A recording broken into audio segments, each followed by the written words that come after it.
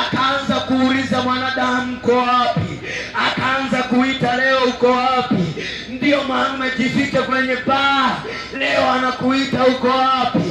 Umejificha kwenye uzinzi, leo anakuita uko wapi? Umejificha kwenye kuvuta sigara, leo anakuita uko wapi? Yesu Kristo ambaye alitolewa baada ya Mungu kuhukumu, akamwambia, ewe nyoka, uzao wa mwanamke utakuponda kichwa, nawe utauponda kisigino.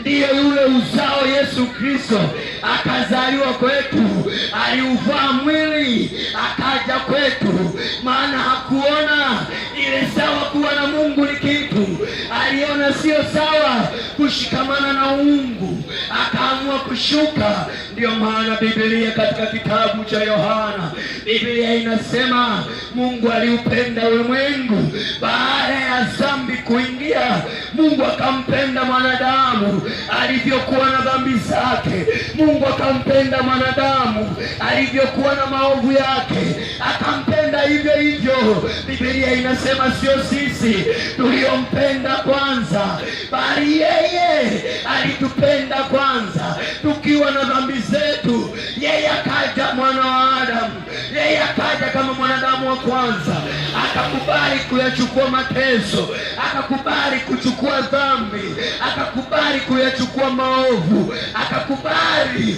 kuibeba dhambi ya ulimwengu, akaibeba akafa nayo, ili amrudishe mwanadamu aliyepotelea kwenye dhambi, ili amrudishe mwanadamu aliyetoka kwenye upendo wa Mungu, ili amrejeshe mwanadamu aliyetoka kwenye mikono ya Mungu salama. Ndiyo maana hata leo tunaona watoto wetu wanapokuwa wanatoka katika mikono ya wazazi, wanashikamana na marafiki wanawaharibu. Unamkuta mtoto wako umemzaa akiwa vizuri, umemlea tena vizuri, ila anapoungana na marafiki, wale marafiki wanamharibu.